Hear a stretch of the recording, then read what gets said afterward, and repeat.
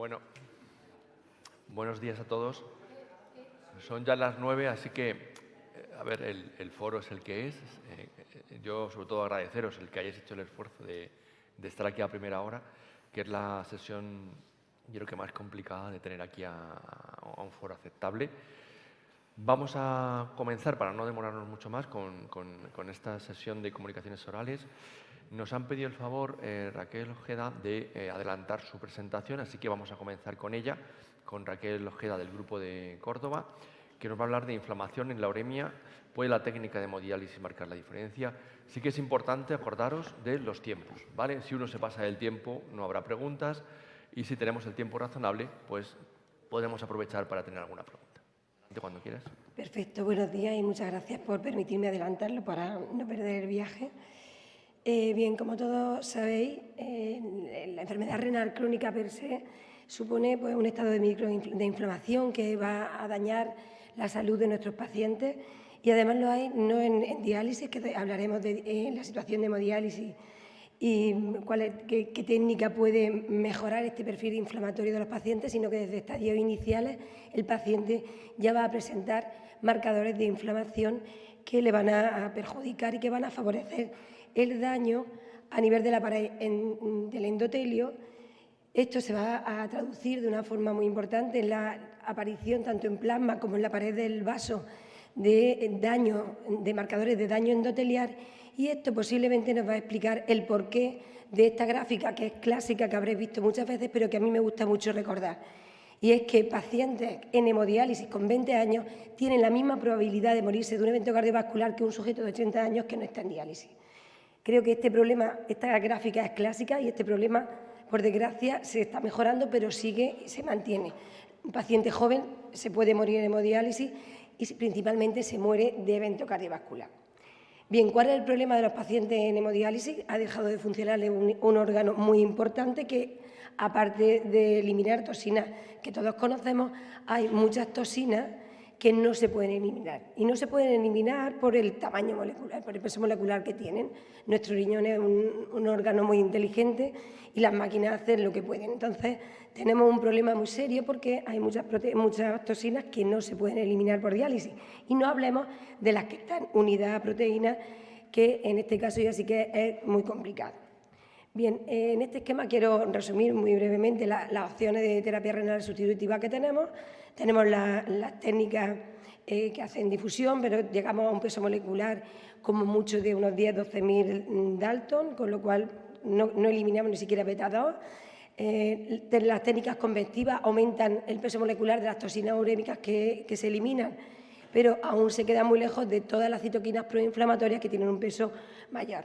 Hay técnicas como las que combinan convección, difusión y absorción, como en la HFR, que como sabéis es una técnica que además pues, tiene un futuro bastante incierto, que en breve parece que va a desaparecer, que tiene una ventaja muy importante, que es que se parece aún más a un riñón, nuestros riñones funcionando, porque aparte de convección y de difusión, también hay depuración por absorción y realmente una técnica que tiene muchas ventajas. Esta absorción o esta membrana, este filtro, permite además la liberación parcial de algunas de esas toxinas urémicas que tienen un peso molecular muy pequeño, pero que al ir unido a proteínas no se pueden eliminar. Bien, nosotros en nuestro laboratorio hemos realizado varios trabajos viendo cómo eliminar mejor estas toxinas urémicas, cómo mejorar el daño cardiovascular de los pacientes. Y bueno, pues han salido nuevas técnicas que mejoran la capacidad de medir que estamos haciendo con el objetivo de ver si estas técnicas, si hay alguna diferencia entre técnicas, pues nos planteamos este trabajo, evaluar si realmente alguna de las técnicas que tenemos, de las que disponemos hoy, mejora la eliminación de toxinas urémicas. Lo más novedoso es el sistema por el que se miden. Este es el diseño del estudio. Se eligieron 25 pacientes prevalentes en diálisis y lo que se les hace, esto es un estudio piloto, digámoslo así, es el inicio de un estudio que posteriormente se ha puesto en marcha. Aquí solamente se les toma muestras de sangre y se determinan 92 proteínas relacionadas con la inflamación en una única sesión. Lo que se ve es la capacidad de depuración para un mismo paciente de las distintas técnicas. Como digo, es el estudio piloto que ha dado lugar, los resultados de este estudio, a que pongamos en marcha un estudio con más tiempo de uso de la técnica. Y estas proteínas se van a analizar mediante estudio de extensión de proximidad, que es un estudio, un inmunoensayo múltiples que permite determinar de una forma más específica y más sensible estas proteínas inflamatorias. Y además se miden en el suero del paciente y también en aquellos sujetos, el día que les toca la técnica que lleva absorción, también se va a ver en el ultrafiltrado de la absorción. Como digo, se hace con una técnica que es novedosa, que tiene la ventaja de que es muy específica y muy sensible, que permite determinar varias proteínas inflamatorias a la vez, que además se hace con muy poca cantidad de suero y es, como digo, muy sensible. La principal limitación es el coste y que se hace en un laboratorio centralizado, que no lo hacemos nosotros, o sea, que no está en nuestro laboratorio convencional.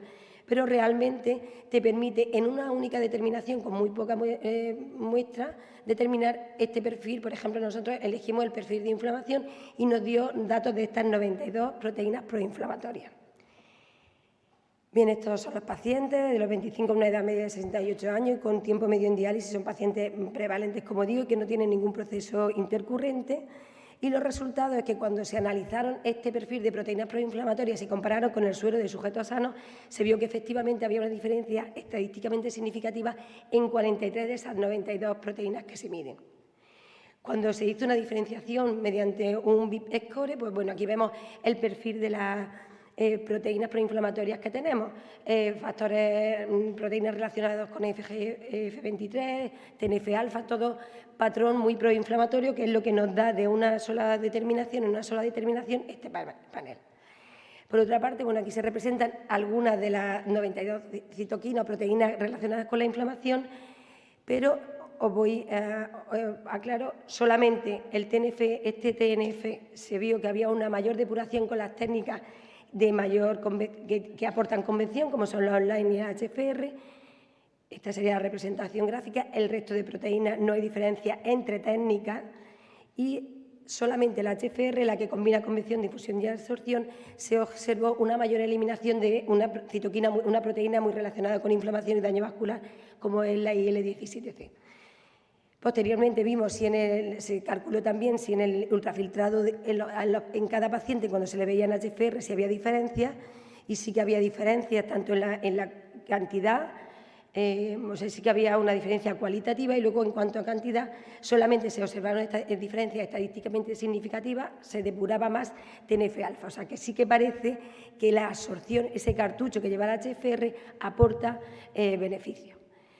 Con estos resultados, como digo, el estudio preliminar, podemos concluir que efectivamente se confirma que en pacientes de hemodiálisis tiene un perfil proinflamatorio muy importante, que cuando se compara con el suero de sujetos sanos, pues se ve que hay diferencias estadísticamente significativas, que cuando lo medimos por esta técnica, que es más sensible y específica y que es muy asequible, es más cara, pero es realmente mucho más asequible porque se necesita menos cantidad de suero, es muy sencilla, pues vimos que había diferencias, que cuando este perfil proinflamatorio se mide en técnicas convectivas hay una mayor eliminación de proteínas relacionadas con la inflamación y que esto se ve sobre todo en la técnica que combina convección, difusión y absorción.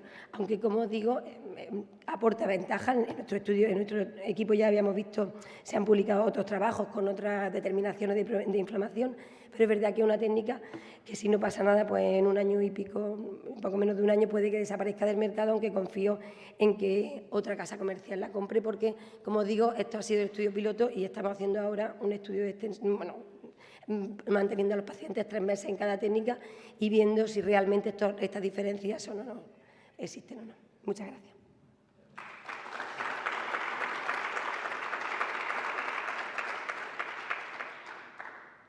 ¿Alguna pregunta en la sala? Bueno, Raquel. Sí, perdón. Adelante. Si nadie se anima, yo tenía 2 preguntinas. Claro. Una de ellas, ¿cómo elegisteis los sujetos de control? ¿Eran pacientes en hemodiálisis? No, ¿Sanos totalmente? Sujetos completamente sanos. Sí, generalmente, enfermedad renal crónica. Para intentar la edad, somos los médicos y los investigadores del hospital, o sea, en general, para sujetos completamente sanos. Muy bien.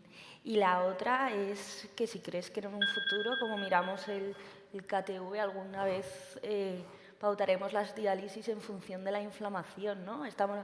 Sujetos sanos, habla mucho de la inflamación, de los SIBOs, de las cosas. Yo creo que es difícil porque es muy difícil determinar esta microinflamación, porque realmente estos pacientes, si veis, bueno, tienen una PCR, que es lo que vemos más convencionalmente, está por debajo de 4 en todos los pacientes, tiene una media de 3,4 en la media, entonces es muy difícil porque esa microinflamación es difícil de determinarla en el día a día. Entonces creo que pautar diálisis por microinflamación no va a ser posible. Creo que vamos mucho más por el camino de la individualización para cada paciente, mantener diuresis residual y demás. Creo que esto es un futuro muy lejano. Muy bien, muchas gracias. A vosotros, muchas gracias. Bueno, pues ahora sigamos. Perdón. Sigamos por el siguiente orden. La siguiente comunicación oral, presentada por Ángel Méndez Abreu, catéteres de inserción periférica en pacientes en hemodiálisis, realidad o ficción, y que además se ha llevado el premio a la comunicación, así que enhorabuena por ello. Adelante. Muchas gracias. Bueno, buenos días. No tengo ningún tipo de conflicto de interés y la pregunta que lanzo a la audiencia que tenemos ahora es ¿cuántos de aquí conocéis el número de catéteres de inserción periférica que se canalizan en vuestros hospitales? Esa fue la pregunta, una de las que nos hemos hecho para poder hacer parte de este trabajo, que solo es el comienzo. Entonces, es importante, ¿por qué? Porque nos interesa saber si son muchos, son pocos, se lleva algún tipo de registro, existe alguna contraindicación para su colocación, quién les canaliza el radiólogo vascular, la enfermera, si existe algún tipo de protocolo, y esto lo veremos más adelante, el por qué hacernos estas preguntas. Para ello, pues a modo de introducción, pues las guías nuestras de la GEMA recomiendan que hay que evitar la inserción de estos tipos de catéteres con el fin de preservar el capital venoso, ¿okay? Porque con vistas a una necesidad de diálisis es importante evitarlo. Pero la realidad y lo que vamos viendo a lo largo del tiempo es que estos catéteres de inserción periférica cada vez son más frecuentes. En las mismas guías, pues una de las preguntas clínicas nos comentan si la preservación del capital venoso nos puede evitar complicaciones o nos puede ayudar a crear una fístula arteriovenosa. Y en esta tabla 4 nos dan una serie de recomendaciones para poderlo preservar.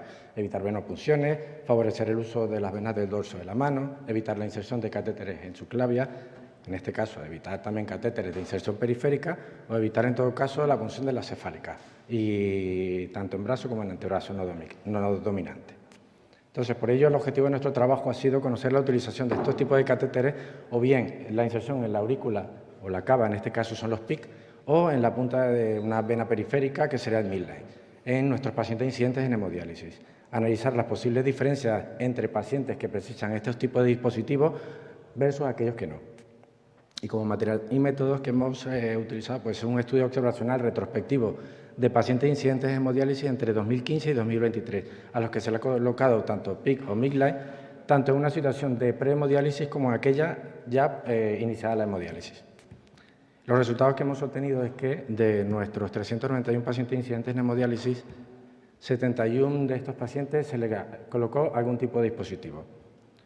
42 eran hombres, 29 mujeres, con un total de 112 dispositivos para una media de 1,57 por paciente. Entre ellos, el 41% eran PIC y el 59% eran midline. Para ello hicimos dos pequeños análisis según la inserción de estos dispositivos, bien en el grupo de prehemodiálisis como en el poshemodiálisis. ¿Qué resultados obtuvimos? Bueno, en el grupo prehemodiálisis había una línea que eran los que se le colocaba estos dispositivos y los que no. Para ellos la medida de filtrado era en torno a 15, un estadio 4 o 5, una mediana de colocación del PIC o midline de 31,5 días, pero no hubo diferencias significativas ni en sexo, ni en diabetes, ni en el primer acceso vascular de inicio de hemodiálisis. Ya cuando vamos al grupo poshemodiálisis, a la derecha, tanto los que se colocaban dispositivos o no, pues no tuvimos ningún tipo de diferencias significativas, ni en edad, ni en sexo, ni en diabetes, ni en la comorbilidad de Charlson, y tampoco en el catéter o en el acceso vascular de inicio, en este caso el catéter. Pero en este grupo, lo que nos llamó la atención y lo que encontramos fueron unas diferencias significativas en el último acceso para diálisis, en este caso el catéter. También el número de accesos vasculares realizados en total y en el número de ingresos. Es de esperar, ¿no? Un paciente que ingresa más, pues tiene más probabilidades, más papeletas para que le coloquen alguno de estos dispositivos. Como conclusión, la inserción de los catéteres, tanto el PIC como el midline, en los pacientes en hemodiálisis no es nada infrecuente, incluso va a más. Cuando veáis vuestros registros, si lo hacéis y lo tenéis, veréis que esto cada vez va más. Nuestro estudio no se vio que la inserción de estos dispositivos de inserción periférica no se asoció con comenzar a través de un catéter hemodiálisis, pero la inserción post-hemodiálisis sí se asoció con mayor número de catéteres finales, mayor número de accesos vasculares y mayor número de ingresos. Todo ello, la probable relación con la pérdida de capital venoso. Y ya os dejo a modo de reflexión es si estos dispositivos los podríamos evitar. Y la respuesta a día de hoy es no, ¿vale? Ni de cerca. Pero bueno, podríamos probablemente hacer algún protocolo, algunas recomendaciones y así como en su momento el catéter es lo peor de lo peor y la fístula lo mejor de lo mejor, en ese podio pues probablemente tendríamos que pensar en qué tipo de venas van a utilizar nuestras enfermeras, nuestros radiólogos para intentar evitar pues, lo que queremos que es dañar el capital venoso. Entonces, importante como para llevarnos a casa conocer los procedimientos realizados en nuestros hospitales para poder actuar sobre ellos, tener uniformidad. Y es que, aunque no lo he puesto en nuestro trabajo, unas cosas que llaman mucho la atención es que el paciente puede ingresar 15 veces y a lo mejor de esos 15 ingresos solamente se lleva 2 PIC. Y hay otros que ingresan, si tienen mal capital venoso, no pueden canalizar estas vías. Es impresionante que no se lleve los PIC en todos los ingresos. Entonces, algo también falla. Tipo de vena a canalizar y cuál evitar, en este caso, y también la elección del brazo. ¿Vale? Muchas gracias.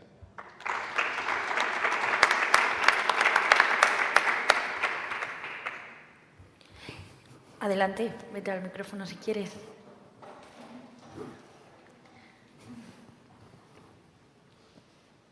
Gracias. No me ha quedado claro si habíais encontrado diferencias entre los pacientes que pusieron Medline y los del PIC. Es que no, con el cuadro amarillo no me ha quedado claro. ¿Había diferencias significativas entre...? Diferencias significativas en el grupo post-hemodiálisis, ¿vale? No, dentro de los grupos haces un grupo de Medline y otro de PIC. ¿Había diferencias entre ellos? Lo digo por el capital venoso, cuando llega a la aurícula, pues quizá... ¿no? Luego cuando... por eso. Sí, no hubo diferencias, ya digo, en cuanto a edad, sexo, el inicio de diálisis. La diferencia significativa estuvo en que aquellos pacientes ya estando en diálisis, ¿vale?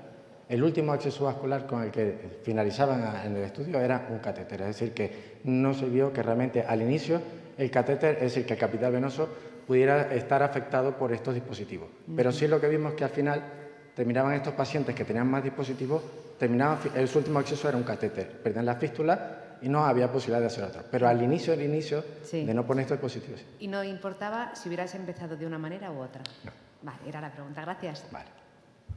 Buenos días, felicidades por la ponencia y por el premio. Y también al equipo del doctor Enrique Cruz. El GEMAP está elaborando un manual de protección de los vasos sanguíneos para las personas con enfermedad renal, tanto arterias como venas, y todas las guías clínicas, tanto de hemodiálisis como para infusión sin hemodiálisis, recomiendan evitar tanto el PIC como el midline en este tipo de pacientes, aunque hay que individualizar caso por caso. Eso está clarísimo. Sí.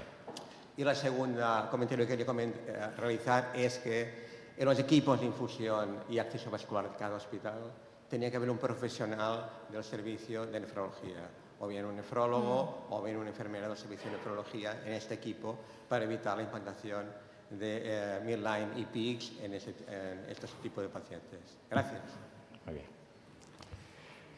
Yo pienso, si hago un poco el resumen de mi hospital, los PIC sí o sí tienen que pasar por una autorización médica. Es decir, el médico pide una colocación de un PIC porque enfermería no es capaz de canalizar, ¿vale? Eso pasa un requisito de que es el médico.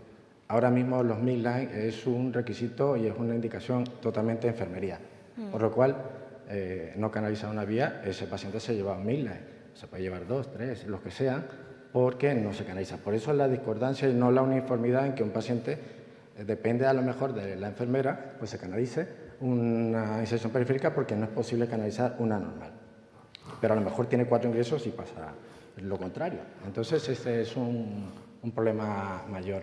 Luego, probablemente una también de las opciones, No lo vamos a poder evitar, ya os digo que es difícil, pero probablemente si nos condicionamos a que la vena a utilizar en vez de toda la cefálica, pues probablemente podríamos intentar hacer algo para que sea la basílica como último acceso vascular que vamos a crear y de su brazo dominante. Probablemente nunca llevemos a ella, siempre está en los foros.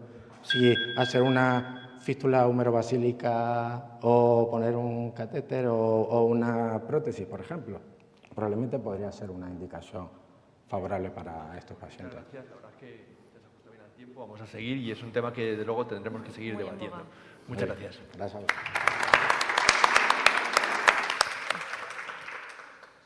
A continuación vamos a la presentación de Flori Rosique, Murcia, que nos va a hablar de su proyecto, el proyecto ERCAP, que incluye muchos profesionales y nos ilustra sobre la estrategia estructurada para reducir la negativa en la creación de acceso vascular en enfermedad renal crónica. Cuando quieras, Flori. Muchas gracias, José Luis. Bueno, todos sabemos que la fístula nativa es el acceso vascular preferido siempre que se pueda hacer por sus enormes beneficios respecto a los otros accesos. Pero ¿tenemos un problema? Pues sí que lo tenemos. No cumplimos con los criterios establecidos por las guías. De hecho, las guías nos dicen que más del 75% de pacientes incidentes y prevalentes deberían tener una fístula. ¿Y cómo estamos a día de hoy? Pues el promedio es que el 40% de pacientes prevalentes que están en hemodiálisis llevan un catéter venoso central. Y el problema no solo son los vasos. Para conseguir los objetivos necesitamos calidad científico-técnica, una muy buena organización de los equipos y también no olvidar al paciente. De hecho, en este artículo de Lola Arenas vemos esas barreras, esas negativas que tienen los pacientes a hacerse una fístula. El 36% decían que no. Por miedo a la cirugía, el 65%, y por preferencias estéticas, el 35%. ¿Tenemos una solución? Sí, el proyecto ERCAP. ¿Qué es el proyecto ERCAP? Es una intervención interdisciplinar estructurada destinada a abordar las negativas a la creación de la fístula y favorecer la planificación anticipada del acceso vascular. Se hizo un estudio piloto, prospectivo y multicéntrico con centros de Fundación Renal y Hospital de la Rixaca, donde se incluyeron 51 pacientes en 4 grupos. Pacientes procedentes de ERCA, 14 pacientes, 27,5%, pacientes que iniciaban diálisis de forma no programada, comenzaban con un catéter, se les podía hacer una fístula, pero mantenían ese catéter de 3 a 6 meses. 18 pacientes, el 35,3%. Hago una llamada de atención. Estos pacientes empiezan de forma aguda la diálisis. Es un bloqueo emocional, un impacto. Empiezan con un catéter y no han pasado por una consulta ERCA nunca. También hemos trabajado con pacientes prevalentes en hemodiálisis más de 6 meses que inician terapia con un catéter, que se les puede hacer una fístula y dicen que no. 17 pacientes, 33,3%, o pacientes que están en hemodiálisis más de 6 meses, llevan su fístula, la pierden, se colocan un catéter y dice que no se van a hacer una nueva fístula. 2 pacientes, el 3,9%. En esta intervención tenemos herramientas clásicas. Trabajamos con equipos interdisciplinares, por supuesto, donde la herramienta fundamental es la ecodoppler y recordar que hay que trabajar en la unidad ERCA, pero también la ERCA va más allá a las salas de hemodiálisis. ¿Qué nuevos actores y herramientas incluye este proyecto? Incluye herramientas de ayuda a la toma de decisiones. Tenemos que asegurarnos que esa información llega de forma adecuada y adaptada a cada paciente. Tenemos que hacer al paciente partícipe de esa toma de decisiones diseñadas para enseñar y capacitar y facilitar esas conversaciones entre profesionales sanitarios y pacientes, esa relación de confianza que tenemos tan bonita en la unidad ERCA. Y tenemos diferentes tipos en función de lo que el paciente nos pida. Primera consulta e información del acceso vascular, tenemos herramientas para ello. Esta se va a dar a todos. Paciente con dudas, hacerse una fístula o un catéter, miedo a las punciones, al cambio estético y complicaciones y soluciones.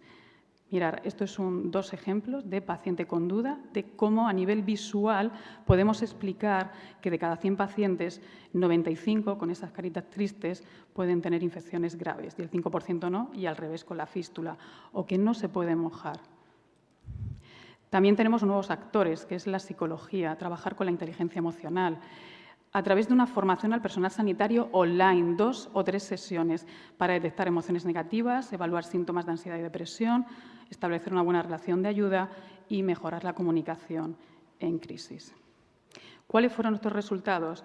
Pues la verdad que fue muy alta la aceptación, el 68,6% optaron por hacerse una fístula, el 100% de los ERCA dijeron que sí, esos pacientes agudos el 77,8% y los pacientes que ya llevaban un catéter más de 6 meses, solo el 35% dijo que sí.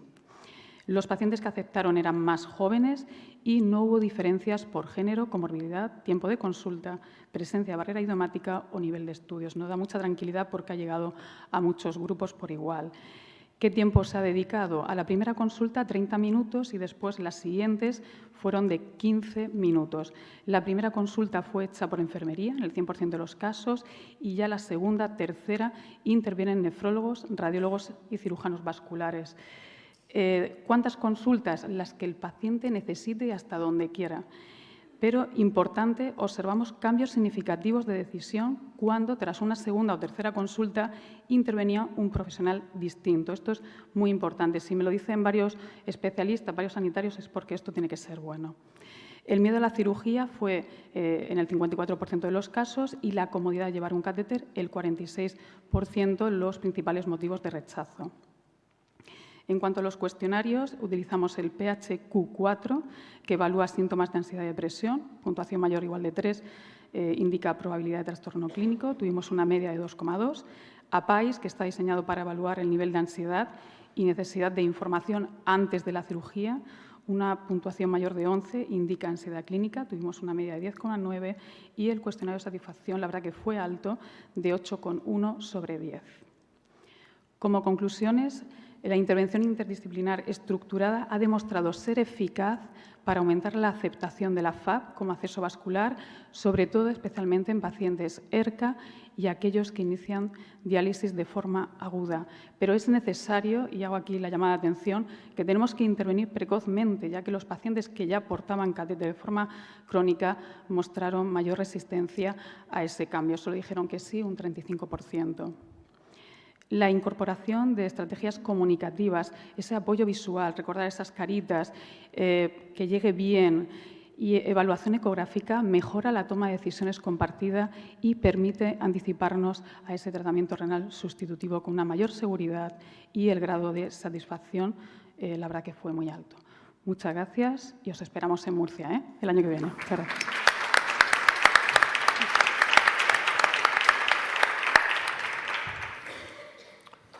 ¿Alguna cuestión en la sala?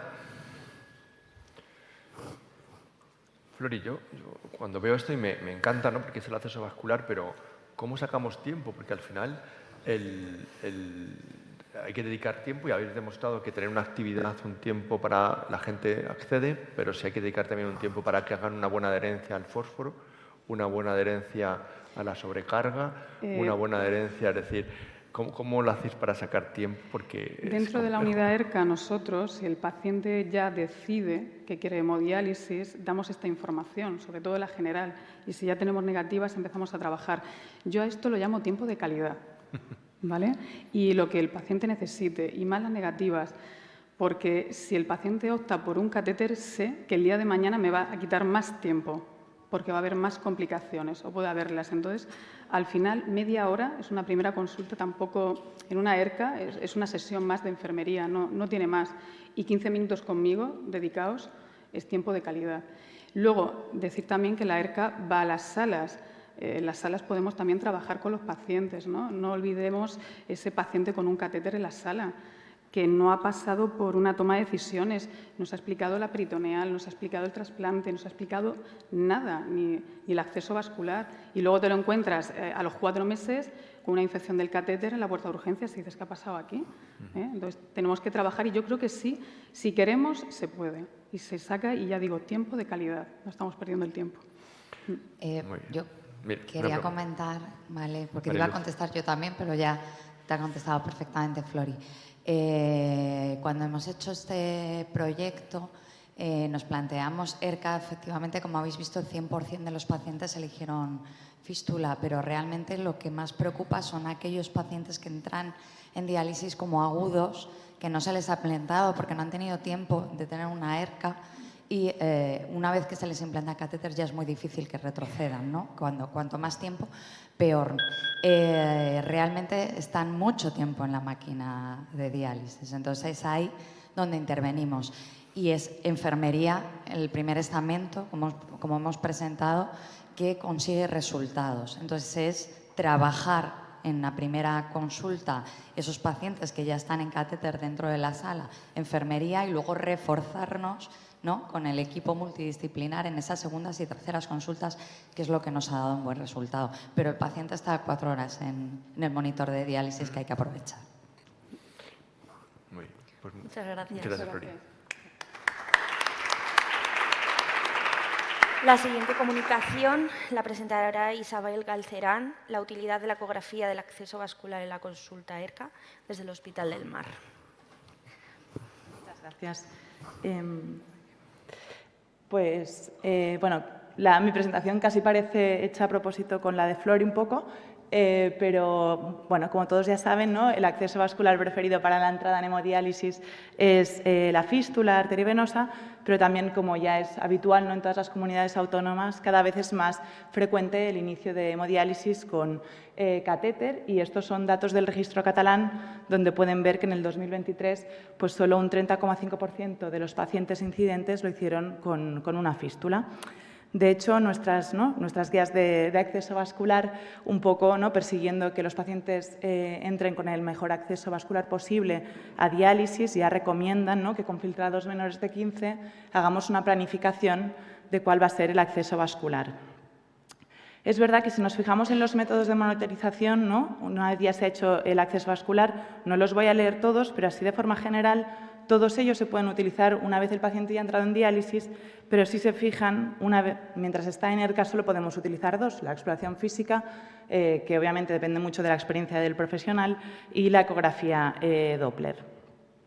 Nosotros, un poco con esta idea, en el 2023 introdujimos, ¿no?, dentro del circuito de la unidad ERCA una visita específica donde, además de la visita ERCA, hacíamos una ecografía del acceso vascular para ver si eso era útil, y les venimos a presentar pues, un poco el resultado de estos 2 años y medio más o menos de esta implementación.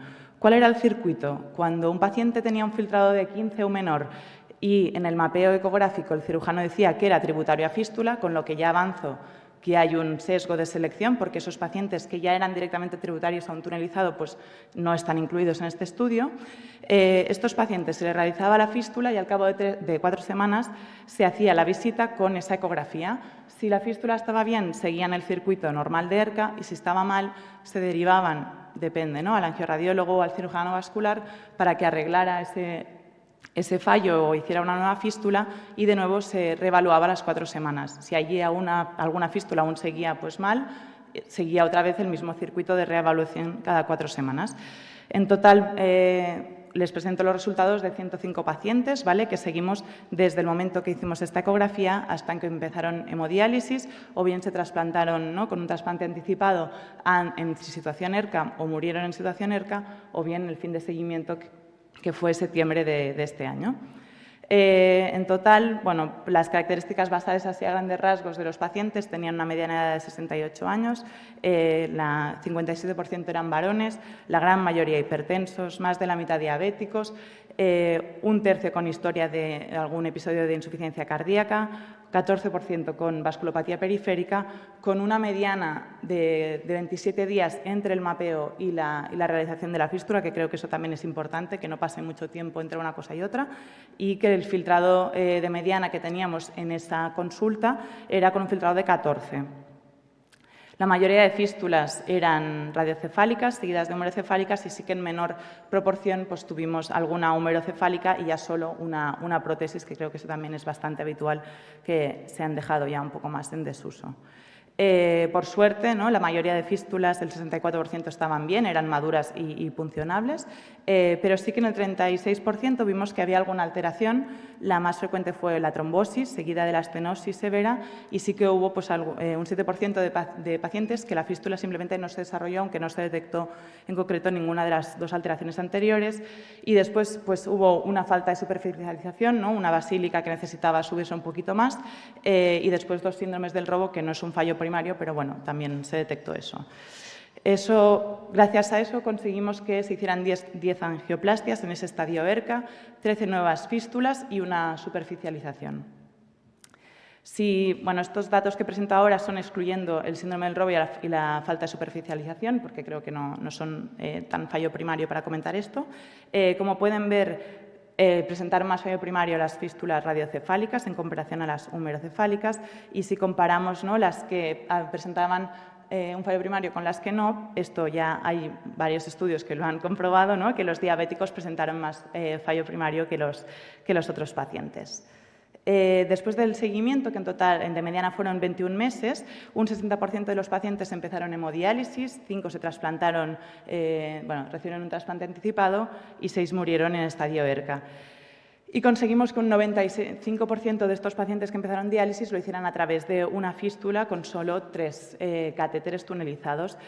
Son datos buenísimos, pero ya les he dicho antes que había un sesgo, ¿no?, ya de selección, y también, por ejemplo, ¿no?, Flori ha comentado antes, ¿no?, la importancia de los pacientes que entran de forma aguda a hemodiálisis. Claro, esos tampoco están contemplados aquí porque son meramente los de la consulta ERCA, pero a pesar de ello quería ser un poquito más realista con los datos que les iba a dar hoy, así que les he traído la incidencia de la entrada en hemodiálisis de nuestra ERCA en el 2023 y el 2024. Como pueden ver, sigue siendo un alto porcentaje de fístulas, y si nos atendemos además a los criterios ACERCA, ¿no?, que recomiendan más de un 75% de fístulas en esos pacientes con seguimiento más de 6 meses, como pueden ver, en el 2024 conseguimos que un 93% de los pacientes ERCA empezaran, ¿no?, con una fístula.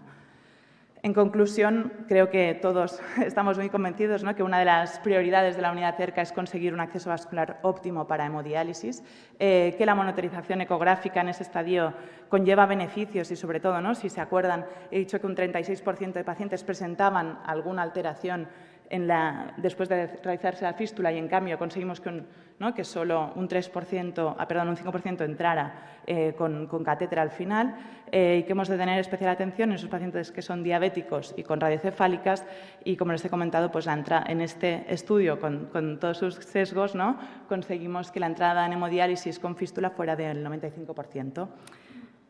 Muchas gracias. Y bueno, así como para presumir un poco, la Sindicatura de Comptes de Cataluña el año pasado reconoció al Hospital del Mar como buenas prácticas clínicas dentro de Cataluña por la programación del acceso vascular. Y muchas gracias.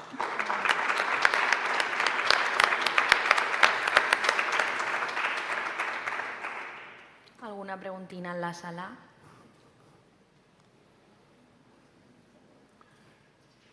Bueno, si no hay ninguna. Así a modo práctico. Has dicho que hacéis la eco en la consulta de ERCA, es decir, cuando el paciente viene a su revisión normal, aprovecháis para hacer ahí la eco, ¿no? O sea, que lo integráis dentro de lo que es la consulta básica, ¿no? Exacto. Bueno, de hecho, literalmente es en otra consulta en específico, pero es dentro de se hace la misma, ¿no?, todo lo reglado que hacemos siempre en la consulta ERCA, y sumamos esa ecografía. Y, de hecho, a nivel práctico tuvimos que separarlo de la consulta, o sea, literalmente espacio en otra consulta, para que nos diera, para programarlo con un tiempo extra para poder hacer la ecografía, para que no fueran esos 20 minutos de todas las consultas, sino añadirle 10 más para poder hacer la ecografía. Claro, sí, porque hay otros sitios donde, digamos, que van paralelo, o hay una consulta de acceso vascular, ¿no?, y que vienen a la consulta de ERCA y por otro lado vienen a hacerse su revisión, ¿no? Vosotros lo integráis todo en la misma visita. Exacto, y de hecho los pacientes lo que ven es como el mismo médico o la misma cara que les está siguiendo siempre, que le hace entonces la ecografía, como una cosa más, no el cirujano, ¿no?, ese ser extraño que me habla poco y me dice, ¿no?, y me manda mucho. Entonces, vale. Sí.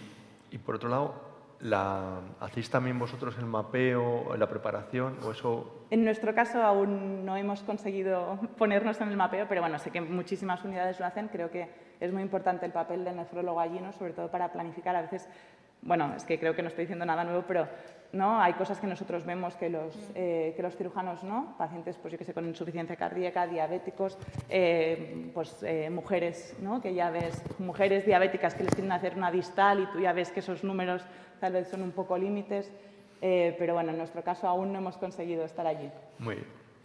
Bueno, pues muchas gracias. Gracias. Muchas gracias.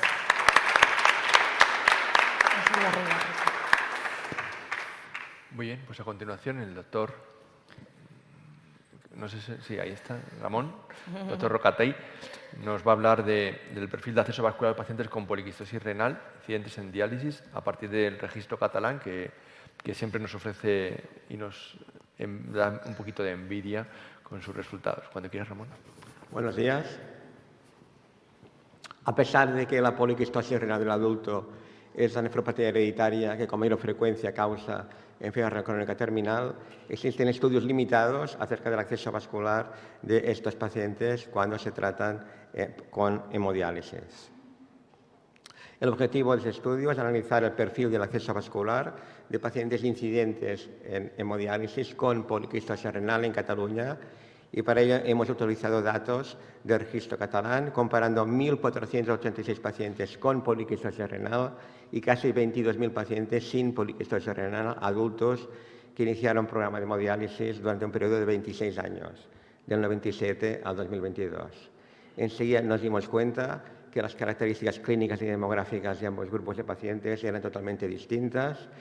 Todos los ítems comparativos considerados eran significativos. Era como comparar peras con manzanas y, por tanto, decidimos aplicar una metodología de propensity score matching, de forma que se obtuvo un grupo control de pacientes sin poliquistosis de 1.167 personas. Por lo que respecta a los resultados, en esta tabla vemos las características clínicas y demográficas comparativas de 1.167 pacientes sin poliquistosis y 1.167 pacientes con poliquistosis renal. Como pueden ver, ahora sí, las características clínicas y demográficas son muy parecidas, exceptuando un mayor porcentaje de enfermedad cerebrovascular e hipertensión arterial en los pacientes con poliquistosis renal. Esta tabla muestra el primer acceso vascular utilizado para iniciar hemodiálisis de los pacientes con y sin poliquistosis renal. En ambos grupos de pacientes, la fístula nativa fue el acceso vascular predominante, pero el porcentaje de fístula nativa fue inferior de forma significativa en los pacientes sin poliquistosis renal a expensas de un mayor porcentaje de catéter tonalizado y no tonalizado. No hubo diferencias en la distribución de fístula protésica. Esta tabla muestra la probabilidad de iniciar hemodiálisis mediante fístula nativa aplicando un análisis de región logística multivariado, una vez ajustado por grupo de edad, índice de masa corporal, género, estatus funcional, enfermedad cardiovascular y presentación de la enfermedad renal crónica terminal. La poliquistosis renal del adulto fue una variable independiente asociada con una mayor probabilidad de iniciar hemodiálisis mediante fístula nativa. Esta gráfica muestra la probabilidad de recibir el primer injerto renal a los 5 años según el primer acceso vascular utilizado, fístula nativa o catéter, para iniciar hemodiálisis, aplicando un modelo de riesgos competitivos. De arriba abajo de la gráfica pueden ver pacientes con poliquistosis con fístula, sin poliquistosis con fístula, no poliquistosis con catéter y poliquistosis con catéter. Ya se aprecia a simple vista que los pacientes que iniciaron hemodiálisis mediante fístula nativa con y sin poliquistosis renal tuvieron una probabilidad significativamente superior de recibir un injerto renal que los pacientes que lo hicieron con catéter con o sin poliquistosis renal. Dicho de otra forma, los pacientes que iniciaron hemodiálisis con poliquistosis renal o sin poliquistosis renal con catéter tuvieron una probabilidad significativamente inferior de recibir un injerto renal que los pacientes que lo hicieron por fístula nativa. Esta gráfica es parecida y nos muestra la probabilidad de morir a los 5 años según el primer acceso vascular utilizado, fístula catéter, para iniciar hemodiálisis, nuevamente aplicando un modelo de riesgo competitivo. De arriba abajo, pacientes sin poliquistosis con catéter, poliquistosis con catéter, no poliquistosis con fístula y poliquistosis con fístula. Nuevamente, iniciar programa de hemodiálisis mediante catéter se asoció con una mayor probabilidad de morir a los 5 años, a lo largo del tiempo, en los pacientes con y sin poliquistosis renal en comparación al cerro con fístula. Dicho de otra forma, iniciar el programa de hemodiálisis mediante fístula nativa en pacientes con o sin poliquistosis renal se asoció con una menor probabilidad de morir a lo largo del tiempo que hacerlo mediante un catéter venoso ventral. Y, esto es importante, los pacientes con poliquistosis renal que iniciaron el programa de hemodiálisis mediante fístula nativa tuvieron una menor probabilidad de morir que los pacientes sin poliquistosis que lo hicieron con fístula nativa. Como conclusiones, aunque la fístula nativa fue al principio el tipo de acceso vascular utilizado para iniciar la hemodiálisis en pacientes con y sin poliquistosis renal, el porcentaje de fístula nativa en pacientes sin poliquistosis fue inferior de forma significativa a expensas del catéter. 2. La poliquistosis renal del adulto fue un factor independiente asociado con una probabilidad 66% superior de iniciar hemodiálisis mediante fístula nativa. 3. En pacientes con o sin poliquistosis renal, iniciar hemodiálisis mediante fístula nativa o catéter se asoció con la probabilidad más alta o más baja de recibir un injerto renal a lo largo del tiempo, respectivamente. Y finalmente, entre todos los pacientes que iniciaron hemodiálisis mediante fístula nativa, la presencia de poliquistosis renal confiere una ventaja adicional para reducir el riesgo de mortalidad a lo largo del tiempo. Muchas gracias por su atención.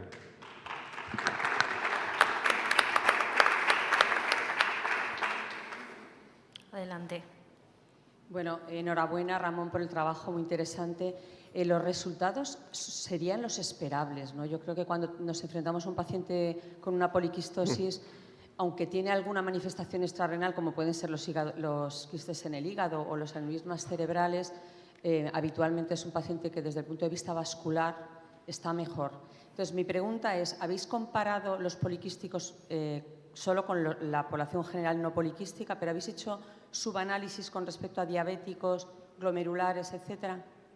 No, bueno, hemos hecho el propio score matching comparando pacientes similares de características, por ejemplo, de complicaciones cardiovasculares similares con o sin poliquistosis renal, excepto la aspiración cerebrovascular y la hipertensión, que son muy inherentes a la poliquistosis renal. El resto eran ítems comparativos similares. Comparábamos poblaciones similares. Vale. Y lo que es muy interesante es el último aspecto de mortalidad que he comentado. Los pacientes con poliquistosis con fístula tienen una mortalidad inferior que los sin poliquistosis con fístula. Hemos hecho un subanálisis de estos dos grupos de pacientes y hemos visto que los poliquistosis con fístula tienen una edad inferior que los pacientes sin poliquistosis con fístula. Muchas gracias. Muchas gracias. ¿Alguna pregunta más? Pues muchas gracias, Ramón. Muchas gracias. Continuamos. La siguiente presentación la realizará María Ángeles García Pérez, nuestra experiencia con el uso del angiojet en fístulas arteriovenosas disfuncionantes en los últimos 3 años desde el Hospital de la Virgen de la Macarena. Hola, gracias.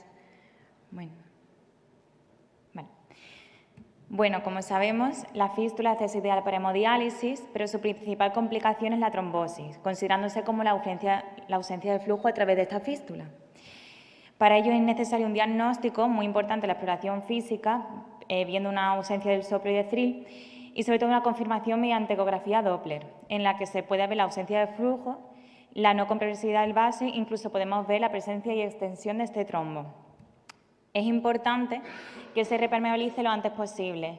Dicen que en menos de 72 horas. Y un método novedoso es el sistema AngioJet, indicado sobre todo para trombosis aguda con intención de rescate de este acceso, la necesidad de revascularización rápida, la trombosis con gran volumen o extensión y la contraindicación de otras técnicas.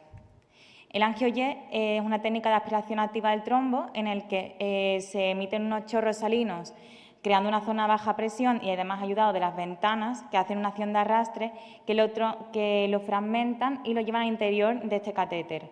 Además, es ayudado por la infusión de agentes trombolíticos en el trombo que lo saturan y lo ablandan, permitiéndome pues, una mejor eliminación. Nuestro objetivo de estudio fue evaluar la eficacia y funcionalidad de este método AngioJet en el tratamiento de las fístulas trombosadas en nuestro hospital durante los últimos 3 años. Hicimos un estudio descriptivo retrospectivo en 25 pacientes donde se realizaron 31 procedimientos de AngioJet durante los últimos 3 años. Recogimos los siguientes datos que destacamos: la tasa de éxito técnico como restablecimiento del flujo, la tasa de éxito clínico como un flujo adecuado durante la diálisis, las complicaciones en las primeras 24 horas, en los primeros 6 meses, más de 6 meses y al año. Los resultados que vimos fueron que la mayoría fueron hombres, hipertensos, diabéticos y dislipémicos, que tenían una fístula nativa radiocefálica e izquierda. Analizando estos datos un poco más por género, podemos destacar que las mujeres, la mayoría tenían dislipemia y que la cardiopatía isquémica, la arteriopatía periférica, sobre todo lo presentaban los hombres. En cuanto a los accesos vasculares, vemos que la mayoría ya tenían accesos vasculares previos y que destacamos que las mujeres tenían más tasa de fístulas protésicas que los hombres. Tras el primer angio-Y se tuvo un éxito técnico del 100% con un éxito clínico del 96%. Además, se realizaron 81% de angioplastia y casi un 20% de angioplastia con stent. Al 32% también se le anteagregó que no tenían anteagregación previa. Vimos que en las primeras 24 horas, 7 de ellas tuvieron otros trombos residuales que luego no se relacionaron con la presencia de trombosis. Además, destacamos que en los primeros 6 meses se produjeron una trombosis de 6 de las fístulas, 3 de ellas precisando una segunda angio-Y y 3 de ellas se decidieron no intervenir.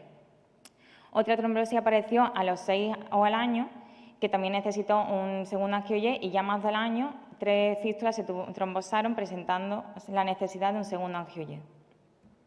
En total fueron 7 fístulas que precisaron un segundo angio-Y. Vemos que las mujeres que tenían fístula protésica, pues hay un gran número de ellas. En ellas se obtuvieron un éxito técnico y clínico del 100%, se realizaron una angioplastia con stent en un 28% de ellas y en ese mismo 28% se doble anteagregó. Vemos que la mayoría de las complicaciones vuelven a aparecer antes de los 6 meses, presentando una trombosis que necesitó un tercer angio-Y, 2 estenosis y un hiperaflujo, que se tuvo que cerrar la fístula. La tercera angio-Y tuvo un éxito clínico y técnico del 100% sin complicaciones inmediatas ni posteriores. Al final del seguimiento, como para resumir, tenemos un 72% de fístulas funcionantes, 3 de ellas necesitaron un segundo angio-Y, una de ellas un segundo y un tercer angio-Y y 4 una angioplastia con balón. Y un 28% fueron no funcionantes, 6 de ellas, como hemos hablado, en los primeros 6 meses tras la intervención y solo una tras el año del primer angio-Y.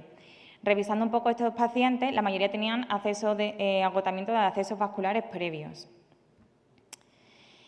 Vimos, en cuanto a la permeabilidad del acceso, que la permeabilidad primaria en nuestro estudio fue de 933 días, con una permeabilidad primaria asistida de 934.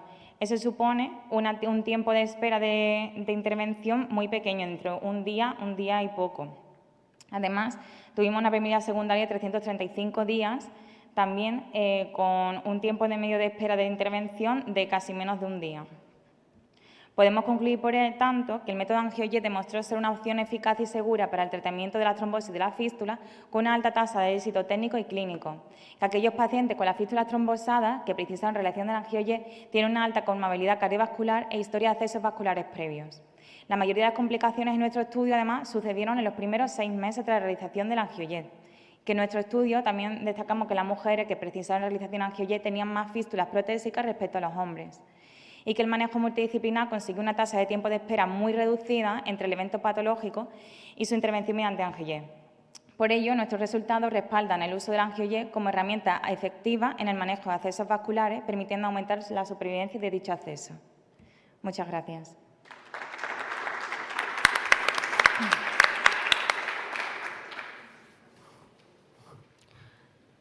Si no hay alguna pregunta.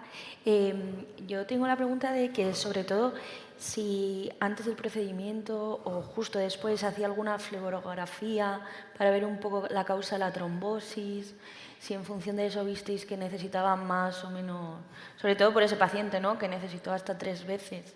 Sí. Si había algún factor determinante. La mayoría de ellos no se realiza una flebografía antes. Sí que es verdad que en aquellos que han estado trombosándose varias veces y que se han visto que tienen accesos vasculares previos, sí que se la han hecho. Algunos tendrían alguna estenosis a nivel central, pero no salió muy significativo. Vale, muchas gracias. Yo lo único que a lo mejor son poquitas, pero sí que es verdad la evolución de la fístula autóloga con las protésicas es un poco diferente. A lo mejor sí que sería interesante ver un poco los dos tipos de fístulas por separado, ¿no? A la hora de... Cuando tengamos más... Claro, exactamente, porque es verdad que tienen un comportamiento diferente. Sí. Muy bien, pues muchas gracias.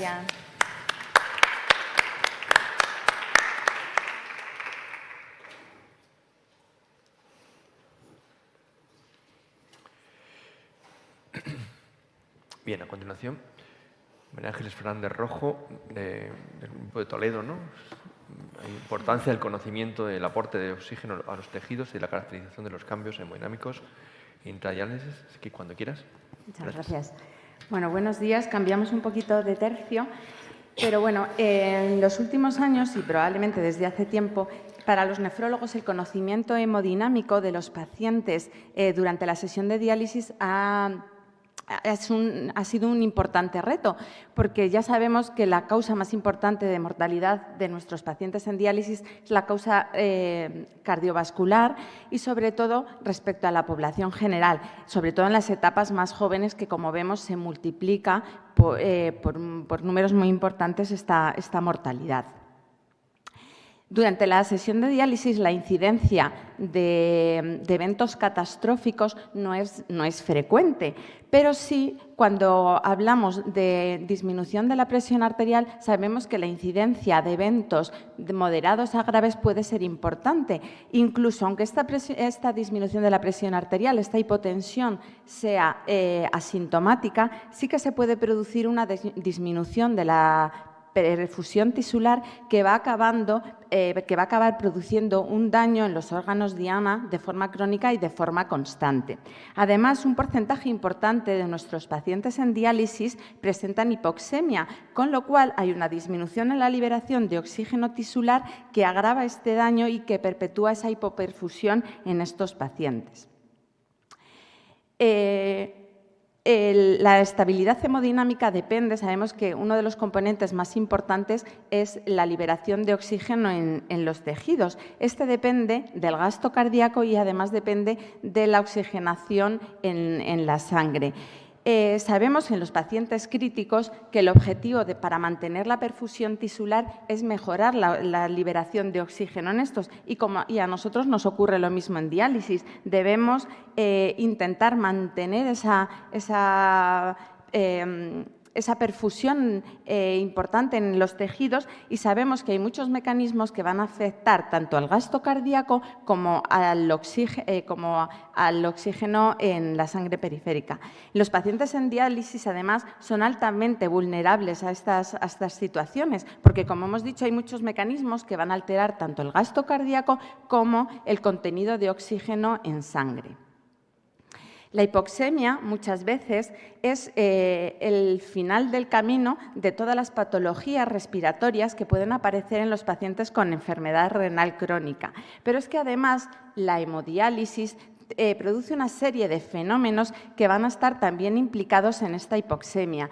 Conocemos la leucostasis mediada por complemento, muchas veces relacionada con fenómenos de bioincompatibilidad, que además suele ocurrir en la primera hora y tiene un nadir entre los 30 y los 60 minutos. La anemia crónica de nuestros pacientes, que va a disminuir ese contenido de oxígeno en sangre, y además los cambios de pH van a modificar tanto la ventilación pulmonar como la afinidad de la hemoglobina por el oxígeno. Y todo ello va a conducir igualmente a una hipoxemia y a aumentar la morbilidad de estos pacientes en diálisis.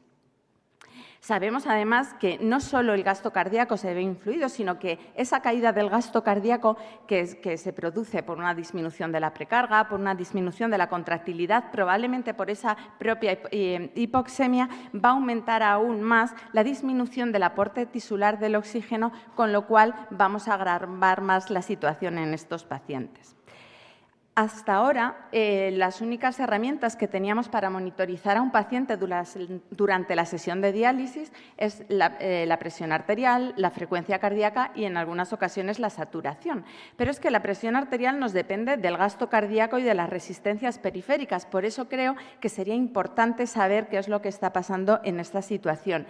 Y si hablamos de la saturación de oxígeno, la oximetría probablemente no sea suficiente. Debemos saber cuál es el aporte de oxígeno a los tejidos durante la hemodiálisis, conociendo los mecanismos hemodinámicos implicados y que nosotros podamos actuar sobre ellos.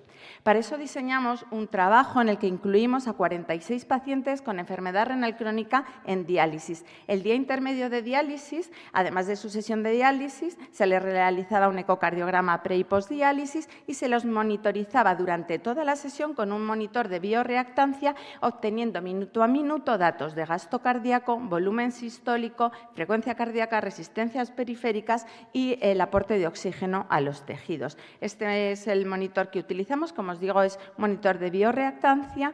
Y la muestra, bueno, se componía de 32 varones y 13 mujeres con una mediana de edad de 63 años y la muestra tenía un 50% de pacientes diabéticos. La mayoría, bueno, todos los pacientes estaban en técnica de hemodiálisis online con parámetros adecuados y los parámetros analíticos obedecían a los resultados de las guías SEN. Cuando obtuvimos los primeros resultados sobre el volumen sistólico y el gasto cardíaco indexado, lo que vimos es que en la primera hora, igual que se describe en la literatura, teníamos una caída tanto del volumen sistólico como del gasto cardíaco que posteriormente se recuperaba. Probablemente el volumen sistólico sí que tuvo una tendencia a caída durante toda la sesión que no ocurrió con el gasto cardíaco, probablemente porque en nuestra muestra la frecuencia cardíaca aumentó y eso nos permitió mantener el gasto cardíaco en estos pacientes. Cuando evaluamos las resistencias periféricas, aunque no de forma significativa, sí que presentaron una tendencia a la caída durante toda la sesión.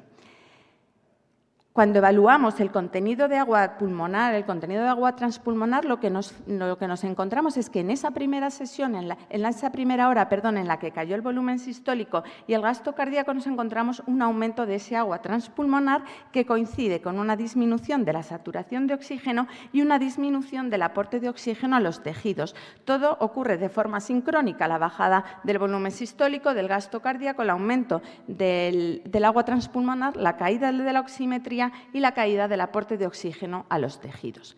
Cuando evaluamos si tenía algo que ver el acceso vascular, lo que encontramos es que tanto prediálisis como en las 2 primeras horas, los pacientes con fístula presentaban un peor aporte de oxígeno a los tejidos, probablemente porque el método que estábamos utilizando era una saturación periférica y podía haber fenómenos de vasoconstricción en ese momento.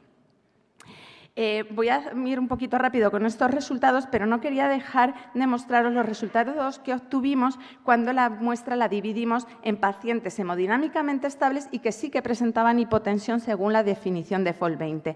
Eran una muestra muy similar, las 2 poblaciones, características demográficas y comorbilidades, no hubo diferencias, tampoco en las características de la diálisis, parámetros analíticos, ni tampoco en el acceso vascular.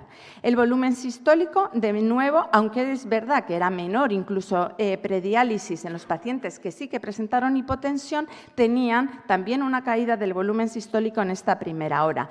La frecuencia cardíaca fue aumentando, que lo hizo sobre todo en la segunda hora, que fue lo que permitió mantener el gasto cardíaco en estos pacientes que se hipotensaron y que ya partían de un menor gasto cardíaco inicial. La saturación de oxígeno, aunque hay mucha más dispersión, sí que encontramos una caída en esa primera hora en los 2 grupos, igual que ocurrió con el aporte de oxígeno a los tejidos, aunque en los pacientes que se hipotensaron fue menor, ya que, como hemos dicho, está implicado en la estabilidad hemodinámica de estos pacientes. Quería también mostrar unos resultados bastante llamativos, es como en los pacientes que se hipotensaron, las resistencias periféricas partían de ser más altas, pero cayeron a lo largo de toda la sesión y no fueron capaces de mantener ese gasto cardíaco probablemente, y por eso presentaron la hipotensión. Como conclusión, lo que hemos concluido con nuestro trabajo en esta pequeña muestra es que la evaluación no invasiva de la respuesta de los pacientes a la hemodiálisis proporciona información hemodinámica relevante que supera la proporcionada por las mediciones de la presión arterial, que existe un comportamiento sincrónico de todos los parámetros al inicio, incremento del agua transpulmonar, de saturación y disminución del aporte de oxígeno a los tejidos, con una caída del volumen sistólico y del gasto cardíaco, y que todos estos cambios son rápidamente reversibles y creemos que podrían estar, como ya se ha descrito en la literatura, con fenómenos de bioincompatibilidad en la primera hora de diálisis. Y eso es todo. Muchas gracias.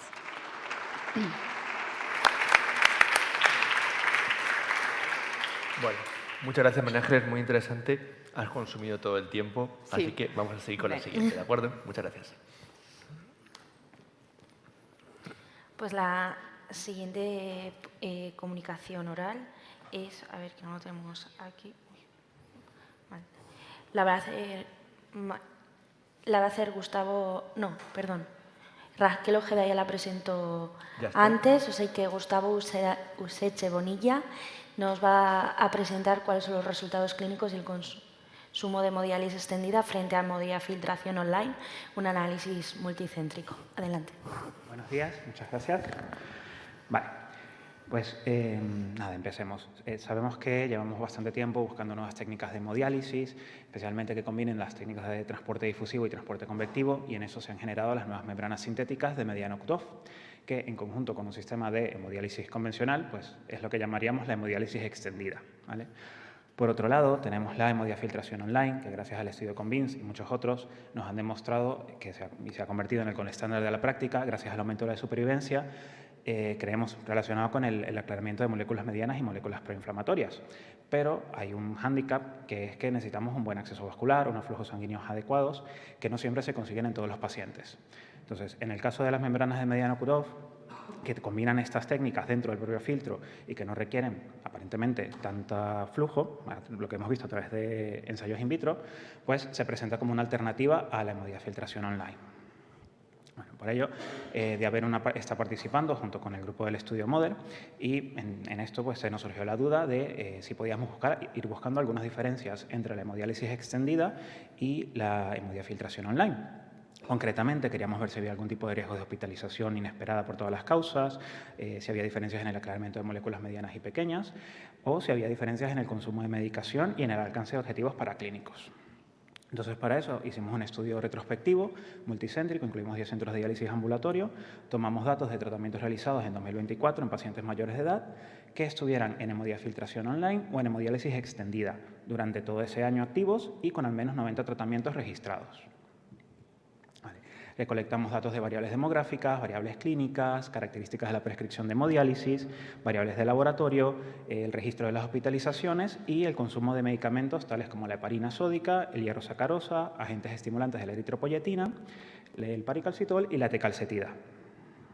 Vale. En concreto, logramos reunir 40 pacientes en hemodiálisis extendida y 253 pacientes en hemodiafiltración online. Sin embargo, para intentar evitar sesgos de selección, realizamos un propensity score match, hicimos un pareo 1 a 1 y al final quedamos con un total de 80 pacientes, 40 pacientes en cada grupo. Aquí podemos ver las características basales de ambos grupos. Vemos que son pacientes relativamente mayores, de 71 años, la mayoría son hombres, tienen un tiempo en diálisis no muy mayor, de 1,8 o 2 años. El 60% son diabéticos, casi todos son hipertensos, la gran mayoría contaba con una fístula nativa como acceso vascular, el índice de Charlson era un índice de Charlson medio de 7 puntos, un índice de Karnofsky relativamente bueno, aceptable, y cierto sobrepeso, pero que en general no había diferencias significativas en ningún grupo. Evaluando ya los resultados analíticos, sobre todo al final del periodo de observación, vemos que solamente uno de los valores alcanza las diferencias estadísticamente significativas, que sería el sodio, pero de poca importancia clínica. Lo que sí que podemos ver es que parece haber una tendencia a un poco más de hemoglobina, a un poco más de ferritina en los pacientes con hemodiálisis extendida, ¿vale? Aquí lo que comentaba del sodio. Y luego, por otro lado, donde sí muestra su potencia la hemodiafiltración online es en el aclaramiento de la beta-2 microglobulina, pero bueno, que lo esperábamos. ¿Vale? También resalto que no había diferencias en el aclaramiento de pequeños solutos, es decir, la creatinina, el KTV, el ratio de reducción de urea eran similares en ambas técnicas y no estaba ninguno con mayor PCR o con mayor inflamación.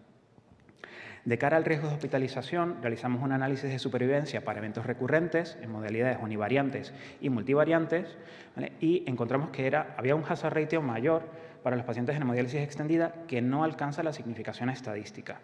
Creo que puede ser también un sesgo de selección porque es verdad que intentamos evitar pacientes que fallecieran durante ese periodo y puede ser que hayamos sobreestimado el riesgo de la hemodiálisis extendida. Sin embargo, repito, no alcanza la significación estadística. Respecto al consumo de medicación, hay cierta tendencia a un menor consumo de medicación, pero solamente uno de los medicamentos alcanza esa significación estadística que buscamos, que es el hierro sacarosa. Por otro lado, vimos un aumento del consumo de heparina sódica. Y bueno, empezando ya por la discusión, empiezo con nuestras limitaciones. Pues no contamos con los datos de funcionalidad residual. Es verdad que tenemos datos incompletos de la beta-2 microglobulina porque era un dato que había que registrarse manualmente y no evaluamos el riesgo de mortalidad. Por otro lado, es un seguimiento bastante largo comparado con algunos otros estudios que solo alcanzan medio año o algunas semanas. Teníamos un buen número de pacientes y que es un estudio de la práctica clínica general. Entonces, son resultados generalizables al día. ¿Vale? Luego he traído unos cuantos estudios, un poco por dar contexto. Primero traigo este estudio de Fernando Haddad, que buscaban evaluar el aclaramiento de moléculas medianas entre hemodiafiltración online y hemodiálisis extendida, y ven que obtienen resultados similares al evaluar el aclaramiento de YKL40, beta-2-microglobulina, FGF23 y cadenas ligeras libres. Y les llamó la atención que también vieron un menor uso, una tendencia a un menor uso de agentes estimulantes de la eritropoyetina en los pacientes con hemodiálisis extendida. En este otro estudio que comparaban el aclaramiento y la eliminación de beta-2-microglobulina y fósforo entre hemodiálisis extendida, hemodiafiltración online y hemodiálisis de alto flujo, la hemodiálisis extendida claramente es mejor que la hemodiálisis de alto flujo y similar a la hemodiafiltración online. Luego aquí se evaluó fue la capacidad de eliminación de albúmina y les llamó la atención, aquí compararon el filtro Terranova, el filtro BEX y la hemodiafiltración online. Y el filtro Terranova, que fue justamente el que utilizábamos nosotros, había una mayor pérdida intradiálisis de albúmina, pero luego al evaluar los valores séricos pre-hemodiálisis se mantenían iguales, con lo cual es una pérdida de albúmina que el cuerpo es capaz de reponer. En este estudio italiano me gustó mucho porque aquí lo que hicieron fue comparar hemodiálisis convencional contra hemodiálisis extendida en pacientes con catéteres disfuncionales, una media de flujo de 230 mililitros por minuto, y aún así la hemodiálisis extendida pues, fue muchísimo mejor que la hemodiálisis convencional. Y además también notaron una reducción en el índice de resistencia a agentes estimulantes de la eritropoyetina en los pacientes con extendida. Y bueno, finalmente traigo un par de estudios del equipo colombiano del registro de hemodiálisis extendida, que es un equipo con mucha experiencia en estos últimos 5 años. Evaluaron los PRON de los pacientes, vieron que había una mejoría medida a través del cuestionario de calidad de vida QDL36, sobre todo en los síntomas y en la carga de la enfermedad. Compararon también la supervivencia entre pacientes con hemodiálisis extendida y pacientes con hemodiálisis convencional y había una mejoría del 21% de supervivencia. Y finalmente, incluso para el control de la tensión arterial, parece que la hemodiálisis extendida aporta beneficios. Con lo cual, como conclusiones, en nuestra experiencia, la hemodiálisis extendida no alcanzó diferencias significativas en el riesgo de hospitalización comparado con la hemodiafiltración online. Observamos una eficacia comparable en cuanto al aclaramiento de moléculas pequeñas y medianas, así como el alcance de objetivos paraclínicos, y tanto analíticas de anemia, metabolismo óseo-mineral. Y si bien hay una tendencia a un menor consumo de ciertos medicamentos, pues los únicos que alcanzamos estas diferencias significativas fue en el hierro para un menor consumo y en la heparina sódica para un mayor consumo. Y luego, sumando nuestras conclusiones junto con los estudios que les he traído, pues creemos que la hemodiálisis extendida parece ser una técnica segura y con claros beneficios sobre la hemodiálisis convencional, ya que agregaría pues, similar a la hemodiafiltración online para aquellos pacientes que no pueden hacer una buena hemodiafiltración online. Lo he dicho más adelante. A pesar de los flujos bajos. Y bueno, que como siempre vamos a necesitar estudios prospectivos con un mayor número de pacientes. Aquí hago mención del estudio MODER, que ya han terminado de recoger datos. Y bueno, para poder tener poder definir un poquito mejor lo que es la hemodiálisis extendida, sus peculiaridades y quién será el grupo de pacientes que se beneficiará más de ella. Muchísimas gracias.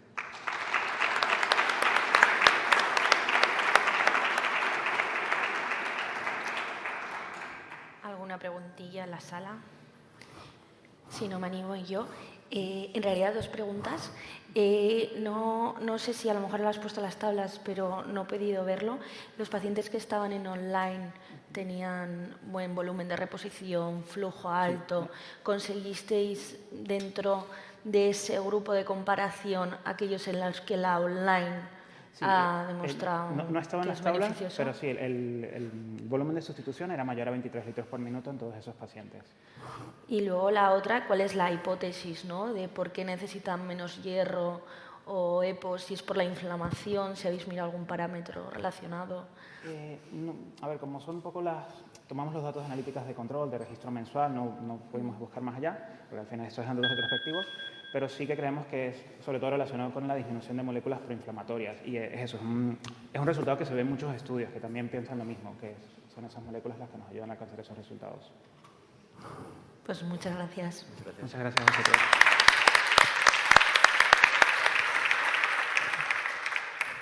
Muy bien, pues ya vamos con la última presentación, que la doctora Patricia Sequera, que yo creo no necesita presentación, y nos va a hablar de impacto medioambiental de las técnicas de hemodiálisis. Patricia, cuando quieras. Bueno, buenos días a todos. Estos son mis conflictos de interés. Y a modo de introducción, bueno, todos sabemos que es una preocupación tanto el consumo de agua como el consumo de electricidad de las distintas técnicas. Y a pesar de ello, pues ahora empiezan a haber estudios, pero no hay muchos. Como sabéis, la actividad de la diálisis es una importante causa de emisiones de gases de efecto invernadero. De nuevo a la cabeza el uso de electricidad y agua, pero no olvidemos otros, como puede ser el transporte de los pacientes. Aquí resumo un poco lo que serían los gastos de consumo de agua, entre 15 y 26.000 litros paciente y año en una sesión de hemodiálisis de 4 horas trisemanal.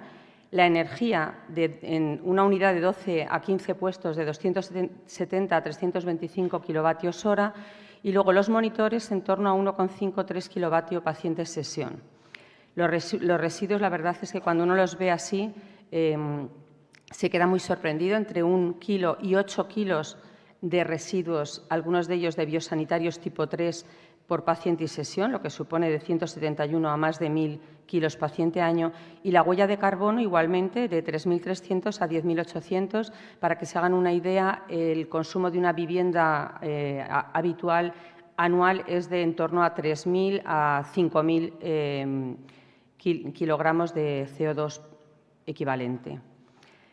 En relación a la hemodiálisis domiciliaria, pues todos sabemos que tiene indudables beneficios, también medioambientales, pero casi siempre se atribuyen a que el paciente no tiene que trasladarse y no tiene que coger transporte al centro sanitario. Sin embargo, al consumo de energía del monitor, salvo por el reembolso que solicitan los pacientes, se le ha prestado menos atención. Ya se ha comentado que la hemodiafiltración en línea ha mostrado beneficios también en términos de morbimortalidad, pero, sin embargo, se conoce poco en relación al impacto medioambiental que tiene la hemodiafiltración online. Bueno, pues el objetivo de nuestro estudio fue precisamente analizar el impacto medioambiental tanto del consumo de agua como del consumo de electricidad de las distintas técnicas que tenemos en el hospital.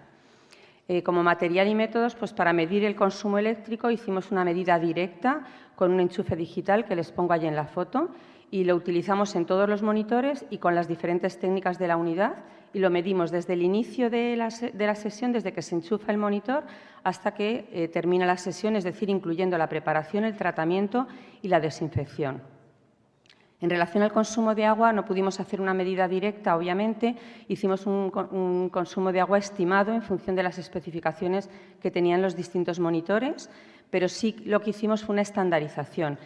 Todos los pacientes que fueron recogidos los datos tenían 3 sesiones de diálisis en el caso de la hemodiálisis convencional, con un tiempo de 255 minutos y un flujo de líquido de diálisis de 500 mililitros minuto, que es el que utilizamos habitualmente en nuestro centro. Y en relación a la hemodiálisis domiciliaria, utilizamos 5 días, que es la pauta más extendida en nuestros pacientes, y 2,5 horas al día. No incluimos el consumo del tratamiento de agua, que es sin duda el consumo tanto de electricidad como de agua más importante, y bueno, esto ha sido motivo también de una comunicación que se ha presentado tipo póster en este congreso. Y aquí les muestro los resultados, para que entiendan. Creo que con el puntero, ven el puntero, ¿no? Pues tendríamos arriba lo que son los resultados de la hemodiálisis en centro, con los 3 tipos de monitores que incluimos, que eran los que usábamos en este momento, el Artis de Baxter, la 6008 de Fresenius y la Surdial de Nipro.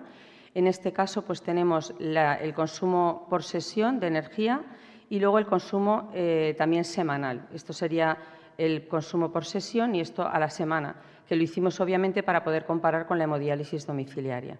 Esto es en la técnica de hemodiálisis y esto sería en la técnica de hemodiafiltración. Bueno, aquí ya vemos diferencias. Los monitores Artis y Surdial fueron los que menos consumieron, tanto en hemodiálisis convencional como en hemodiafiltración, y obviamente la hemodiafiltración tuvo un consumo de agua mayor, que lo vemos aquí en litros con respecto a la hemodiálisis habitual, hemodiálisis extendida, que en nuestro centro la utilizamos mucho.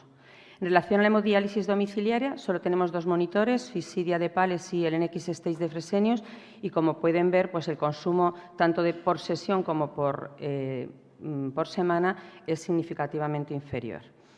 Comentar que me sorprendió que los datos de consumo de los 2 monitores de hemodiálisis domiciliaria eran muy similares a las especificaciones que nos dieron en su día cuando intentamos que todas las comunidades autónomas pagaran a los pacientes como si fueran electrodependientes el consumo que gastaban ellos cuando subió sobre todo tanto la factura de la luz.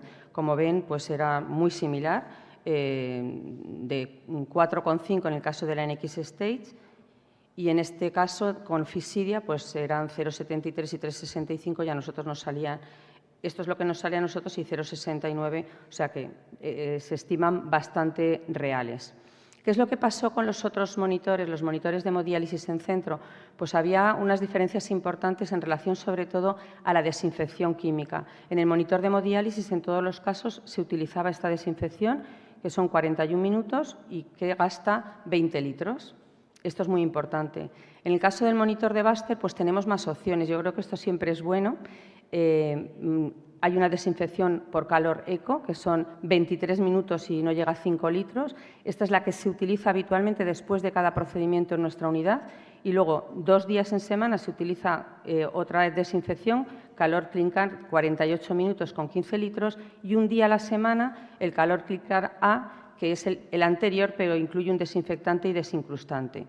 Las diferencias en cuanto al consumo de electricidad pues pueden verlas claramente aquí. Cuando se utiliza solo calor eco son 2,7, y cuando se utilizan las otras pues el consumo se acerca más a lo que habíamos observado en el monitor de la 6008. Y este es cómo desinfectamos el monitor de Surdial, que es una cosa intermedia, son 31 minutos y se gastan 12 litros. Entonces, como conclusiones, pues podemos concluir claramente que los monitores de hemodiálisis portátiles tienen un consumo muy inferior a los de la hemodiálisis en centro.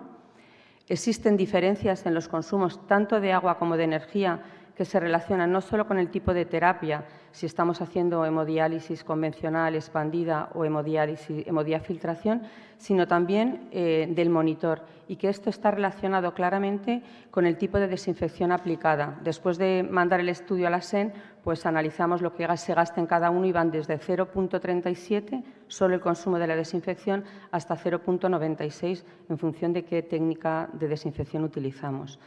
Y en relación al agua, pues todos sabemos que cuando utilizamos la hemodiafiltración, pues hay que sustituir el volumen convectivo, mientras que en la hemodiálisis expandida pues no necesitamos ese volumen convectivo, y de ahí las diferencias que hay en el consumo de agua. Y, por último, algunos monitores disponen de desinfecciones eco que disminuyen tanto el consumo energético como el consumo de agua, y yo creo que de cara al futuro, si me preguntaran cuál es el monitor del futuro, incluiría también esta opción. Muchas gracias.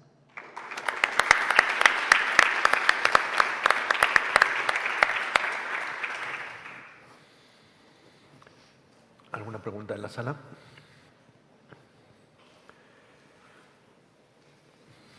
Nada.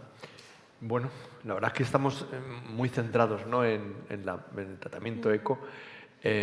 A ver, ¿qué 2 o 3 medidas propondrías en una unidad que esto no lo ha tenido en la cabeza y dice, oye, yo quiero aplicarme, ¿qué puedo hacer un poco de inicio, ¿no? Para un poco... Bueno, pues te agradezco la pregunta, porque es un tema en el que llevamos trabajando tiempo y hemos hecho algunas cosas que yo creo que son exportables a todos, ¿no? En primer lugar, en relación a los residuos sanitarios, que quizás es lo que más nos preocupa, hicimos un plan de una buena selección de residuos biosanitarios tipo 2 y tipo 3 y conseguimos reducir hasta en un 80% los biosanitarios tipo 3, que, como sabéis, son los que van al cubo rojo o negro, son los que se tienen que incinerar, que son mucho más caros a la hora de eliminar esos residuos. Y luego, además, que pues la huella de carbono es muchísimo mayor.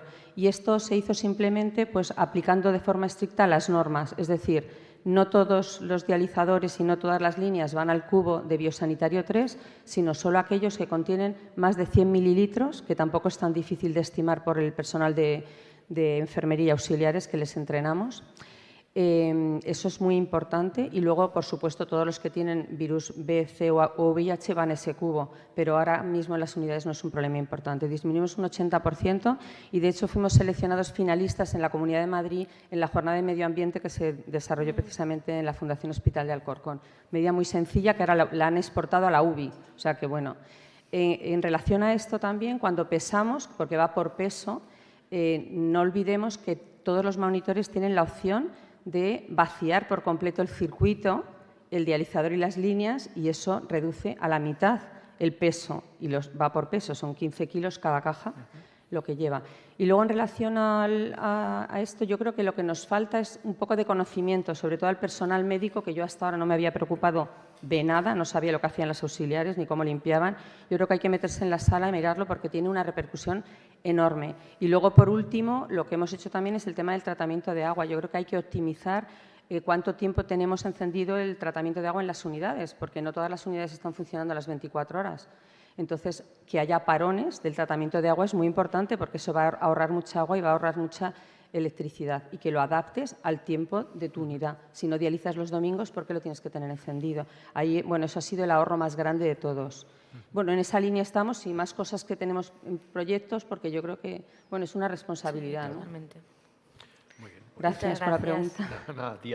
Es algo que tenemos que ir incorporando dentro de nuestro, ¿no? Tenemos que tener conciencia a la parte del paciente, la parte de alrededor del paciente y la parte que es donde estamos todos, ¿no? Entonces... Sí, yo creo que sin duda, y o sea, no solo los nefrólogos, hay que concienciar también a las auxiliares de enfermería, y yo creo que también a las casas comerciales, cuando diseñen un monitor, que tengan en cuenta estas cosas, lo que es necesario hacer para... Yo tengo un agua pura siempre, porque tenemos muy buen agua y hacemos los controles que hay que hacer, y si no es necesario aplicar una medida de 41 minutos con un montón de litros de agua, pues intentemos ahorrar, optimizar todo lo que podamos hacer, ¿no? Incluso al paciente a lo mejor también hay que convencerle, que eso me queda por recoger, que en vez de ir en ambulancia, pues que pueda ir con transporte público.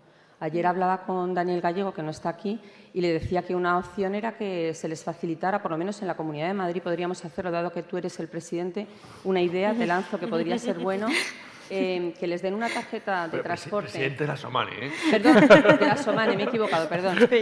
Pero una tarjeta de transporte sanitario que vale nada y que a la Comunidad de Madrid le valdría nada, seguro que haría que muchos pacientes cogieran transporte público en vez de montarse en la ambulancia. Pues sí, tomamos nota. Sí, pues muchas gracias, Patricia.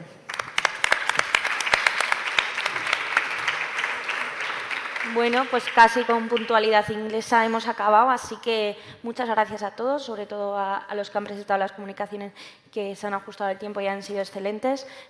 Como pseudoanfitriona espero que lo hayáis pasado genial en Oviedo y nos vemos en Murcia. Muchas gracias. Muchas gracias.